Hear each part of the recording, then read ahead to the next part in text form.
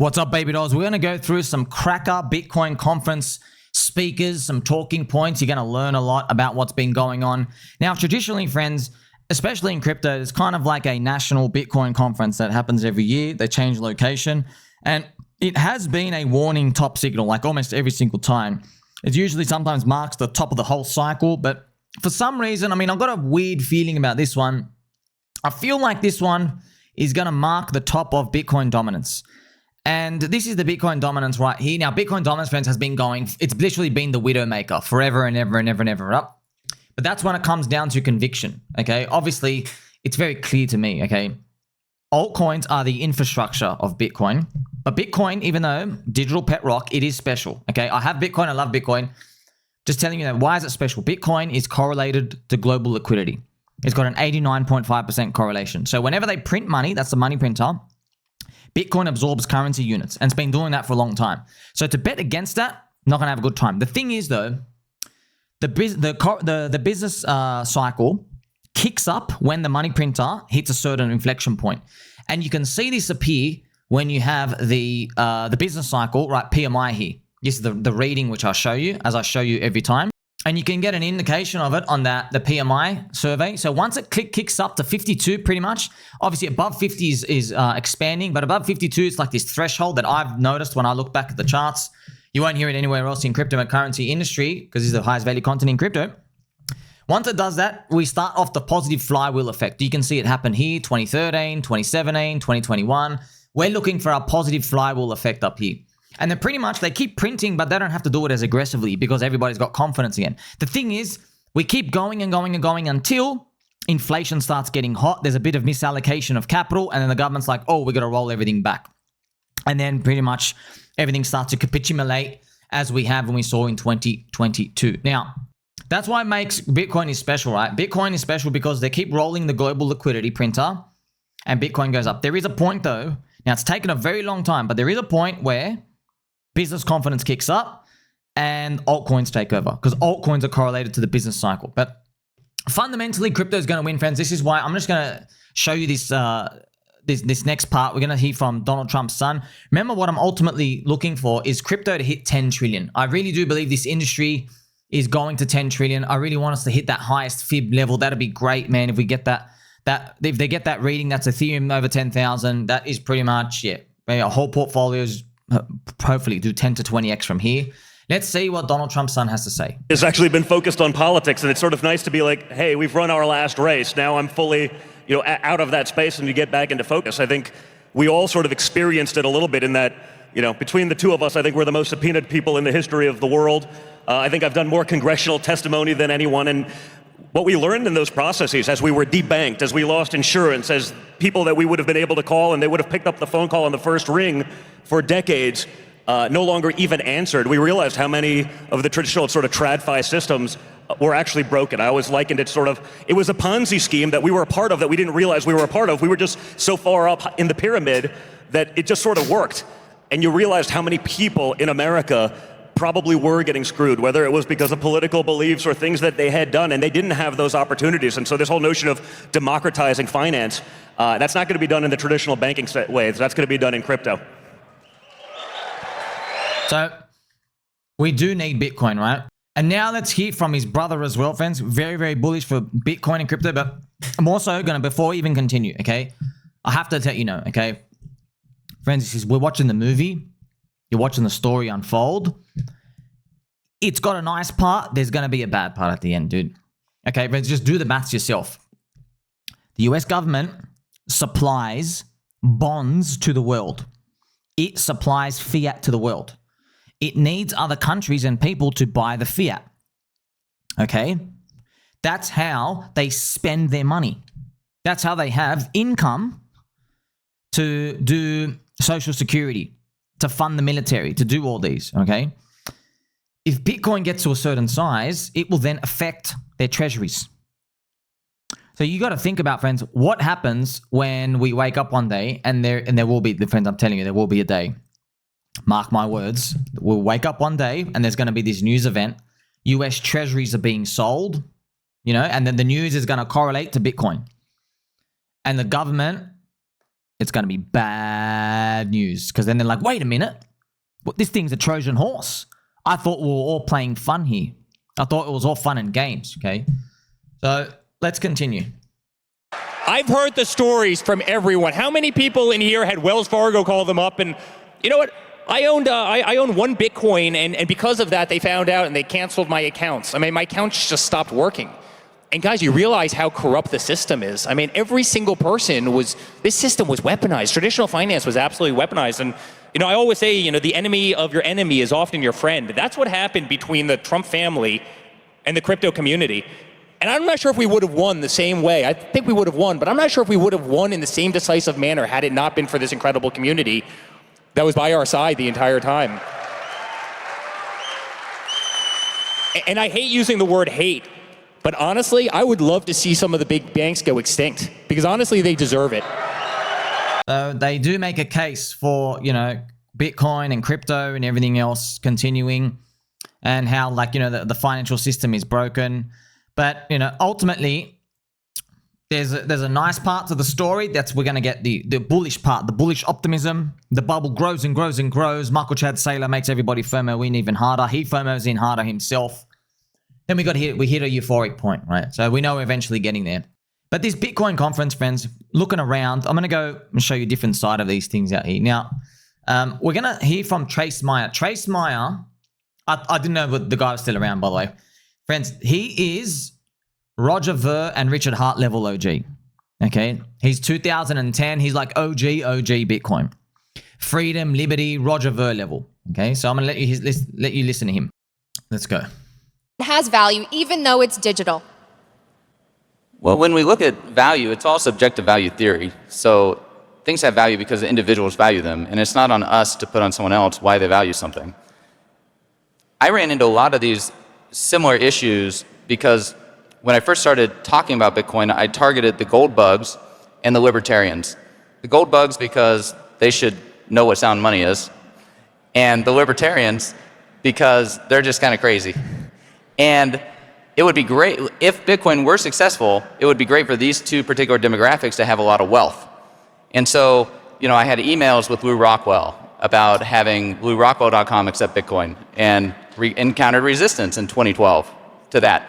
One of the chief gold bugs, James Turk, who founded Gold Money, and I was actually an investor in Gold Money before I got involved in Bitcoin, like 2007. James Turk, one of his main hangups was that Bitcoin was not tangible. So he's on stage here with Uncle Peter Schiff. Uncle Peter Schiff as well, friends. So just sharing the story, he earlier on, he talks about how he first heard about Bitcoin, it was $1. Okay? It was $1. And he literally says in his story, he goes, I was thinking of putting $10,000 in. He goes to have a little punt. It's funny, right? That's a little punt for him. $10,000. This was, friends, back in like 2010. Now, what stopped him, he said, was, he goes, people were donating to him for some campaign thing, and they were donating to him in Bitcoin. And one of his workers there, they found it, and they're like, hey, look at this Bitcoin thing. So Uncle Peter Schiff looked at it.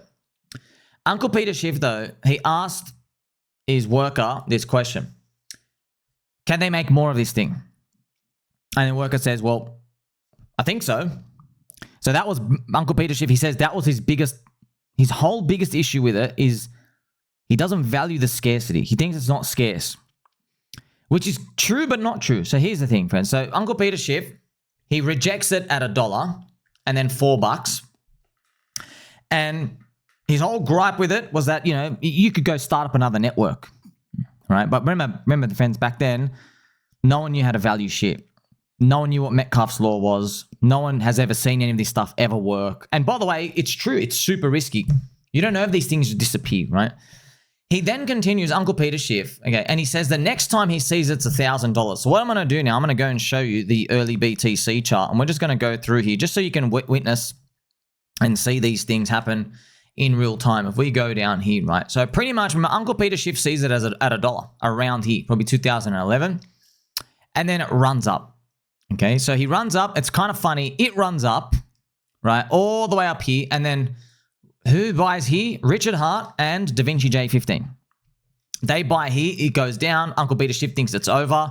They continue to buy and hold, and then it goes up again. Then Uncle Peter Schiff says he was going to buy at $1,000.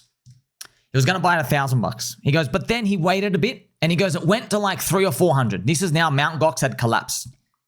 And he said once again, he was now going to buy it. He goes, but he stopped himself.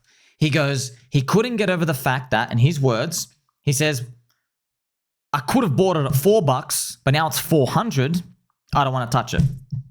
Okay. He says he could not get over that fact in his story here. So that kind of explains everything as to like how we got now. Now, obviously, the thing's up 250x since, right? So let's Uncle Peter Schiff, let him just talk a bit. He's going to just show you a bit of his gripes and stuff out here as we continue next, and then we'll comment. So Peter, Bitcoin is math. So do you not believe in math? No, I believe in math. I just don't believe that Bitcoin has any value because you solve a mathematical equation to create one. Just like I don't think Bitcoin is energy just because you waste energy to make one. You know, I mean, I disagree with what Trey said about, you know, Bitcoin not being intangible. It is intangible, but that's not why it doesn't have value. I mean, intangible assets can be very valuable. And my problem with Bitcoin isn't the fact that it's not a tangible asset. It's because you can't really do anything with it. It doesn't have any real use. The only thing I can do with my Bitcoin is I can give it to somebody else. I mean, I can sell it to somebody, I can gift it to somebody, but what are they going to do with it? They can turn around and give it to somebody else or sell it to somebody else. But why does somebody want Bitcoin? Because they think that they're going to be able to turn around and sell it to somebody else at a higher price. And why does that person want it? Because he has the same expectation that he'll be able to sell it at a higher price. So everybody buys Bitcoin simply because they think that someone else will pay more. And so it's just a giant, you know, literally a blockchain letter. It's built on the same foundation as a pyramid scheme. And now you've got all these Bitcoin treasury companies now that are basically, you know, pyramiding the Ponzi's. So let's just stop there. So like when you see this, friends, so what, man, this conference, they should literally stop it right there and then just insert what I'm about to tell you. Your friend saw me video. Okay, like right there. The difference between Uncle Peter Schiff's opinion and everyone else's, because when you see that, you're like, oh my gosh, they can make more of them. Oh my gosh. No. Listen, okay? Let's use the best example ever, okay? Now, friends, most of you don't live in Shanghai, okay? You know the city Shanghai? This is Shanghai, okay? See that? Here's Shanghai. It's in China. Because what I'm about to do is I'm going to show you crypto. They're like cities. They are internet digital cities. All right? That's how we value them. Now, what makes it difficult is they go, oh, if you can just make a city here, you can go make a city over there. Yeah, but bro, I can get 4 witches' hats, go to the middle of freaking African desert, put these big square of witches' hats and go, hey, everyone, there's a new city here. But none of you are going to come fly over and start the city with me. So I can like designate all these areas around the earth and just say, this is a city, this is a city, this is a city. But are people joining? No, most people would not join. Okay, why? Because they're already in a city. You already live somewhere. Some of you live in Rio. Some of you live in Antarctica. Shout out to all the UFOs down there as well. Some of you are in Canada, the land of maple syrup. And on, okay? So look at Shanghai, friends. What Uncle Peter Schiff has effectively done is, okay, here's Uncle Peter Schiff, who sometimes watches my channel. Hello, Uncle Peter and Mr. Spencer, your young, gentle son. He's walked into Shanghai, and remember, Uncle Peter Schiff's American. He's walked into Shanghai, he sees these big buildings. He's like saying effectively, there's too much smog, there's too many Chinese people, I don't understand the signs, Mongolian lamb is nice on Saturdays, I feel like Thai tonight. That's what he's saying. And he's saying, well, I got nowhere to go here. I don't like these big buildings. Where are the farms? Okay? I'm more of a water fountain guy. I want to see like palm trees. You see what I mean? So just because you don't want to live in Shanghai has nothing to do with the other literally 35 million people living there. Okay? So that's why, friends, what makes a good investor, that's why I'm here to win. James win, quite the win. We're here to win, right? So if you judge a network effect based off people's decisions, you try to impose your own will on the market, you're not going to get far at all. You're going to miss so many opportunities, okay? Literally, the world is trying to throw you an underarm pitch, and you're just saying, no, the game's rigged. Okay, you're not going to make it. So I hope you understand that, right? So here's we could think about, why won't you go to Shanghai? Why don't you value Shanghai? Okay, you can't speak the language, number one. Okay, number two, you've already got a city. Yeah? You've already got a city with your family, with your school, with your friends. So you don't want to go to Shanghai. The thing is, Uncle Peter has seen Shanghai, right? He's basically, that's early Bitcoin, right? He got to see Shanghai have 1 million people. Then there's 2 million people. Then there's 5 million people in Shanghai City. And now he says, you know what? The language is still Chinese. I don't want to come live here. And the city keeps growing bigger. I don't like these tall buildings. But if you're watching Shanghai explode, imagine Shanghai had a chart that you could buy. And imagine if you just faded it. Okay, well, that's Bitcoin. You missed out. You're missing out on all this growth. So Uncle Peter Schiff, that's what he's basically done. He's walked into a network and he says, I don't know why people like this network. I value it at 0. Okay, bro, you value it at 0. Doesn't mean the rest of the world does. You see, friends, literally that's what happens. As your brain ossifies, you get older, you lose touch with the younger culture, you know? Literally, look at the music industry, right? Now, imagine your attention was money, which it pretty much is, okay? Yeah, you don't listen to what the new kids are listening to, right? Maybe these new rappers, they're talking about new drugs you've never heard about. They're doing weird cuckold stuff. They're in the prostitute cabal. You know what I mean? You don't relate to them, you know? Maybe your parents, they were back in the disco days. Maybe they're more into Elvis and you know, the disco ball coming out and doing the thrusting to the air. Different time, okay? So that's why the parents go why do you listen to this junk? You know what I mean? But so begins the cycle. That's pretty much what it comes down to. So Uncle Peter Schiff places 0 value on a network that has continued to grow. And the rest of us, we do place a value on it. And look, even if you didn't place a value on it, bro, the market still pumps without you, does it not? Did Bitcoin give a crap that you don't think it's worth anything? No, it doesn't, all right? So point proven. Now, you can get psyops a bit by this, because once you see Uncle Peter Schiff and you're looking at these, you're like, but he's got a point. We can make a lot of the crypto. Bitcoin has no tech. I know, it's tough. But statistically, it's pretty nice. You've got 15 years of data, 16 years correlating to global M2. It's pretty nice, isn't it? Yeah. Now, that's why there is a scenario where, remember, you're thinking about the stores of value in the world, okay? You have, let's just look at them right now. We have US dollar, Bitcoin, gold, right? You have these. There is a scenario where US dollar goes down, Bitcoin goes down, and gold goes up, right? This is the Joker card scenario. We have not experienced this yet.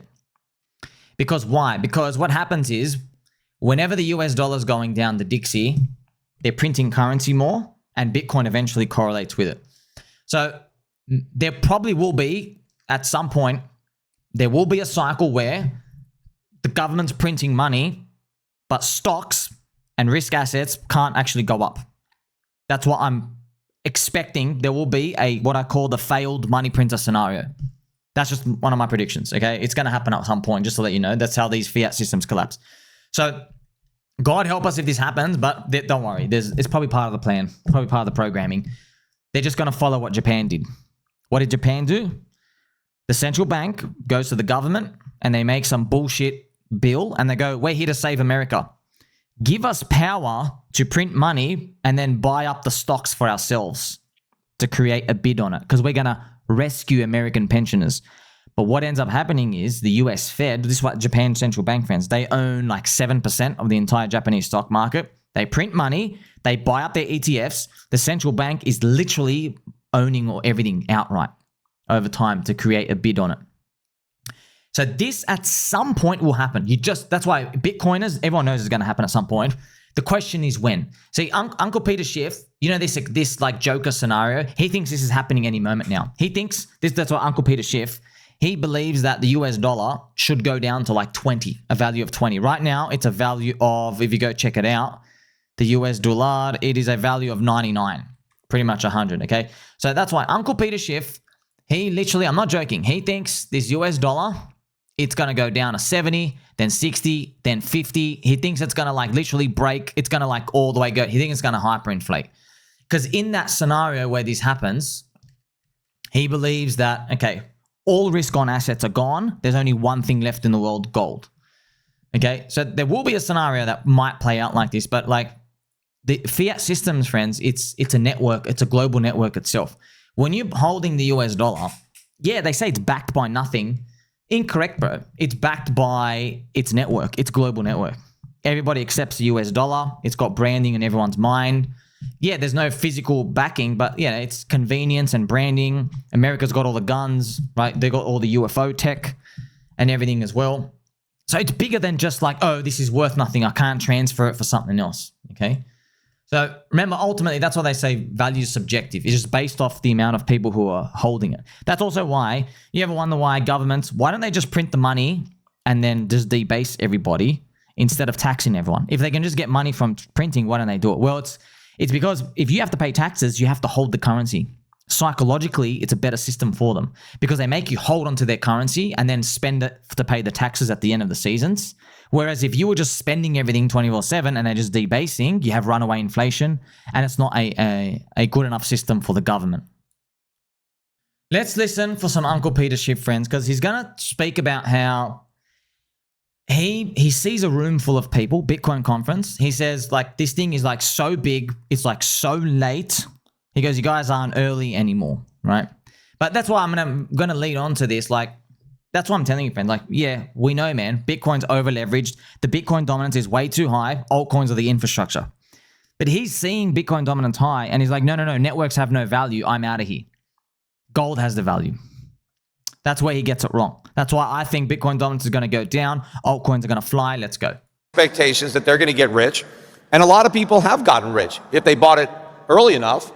But JD Vance was here this morning talking about all the wealth that has been created by Bitcoin and crypto. No wealth has been created. I don't care how many of these coins are in existence. They're not wealth. They're not value. But a lot of wealth has been transferred.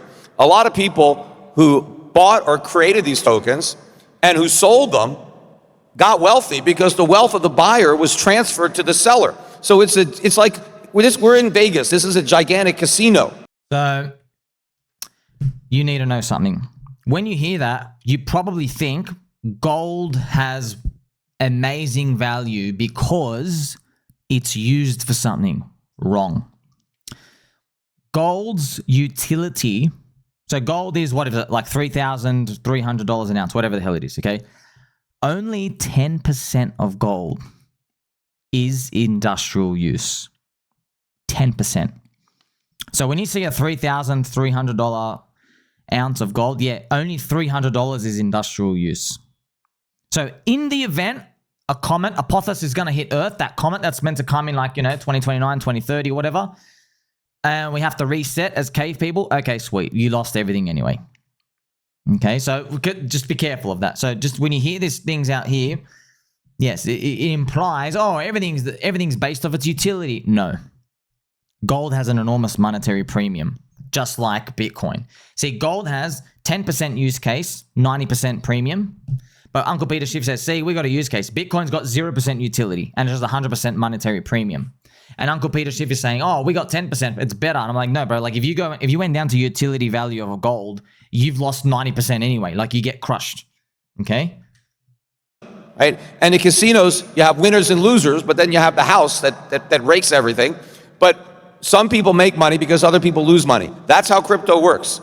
People are going to make money who get in early, but those gains are going to be offset by the losses of all the people that get in late. Now, the question is, and you can look around this room. I've got to tell you as well. No.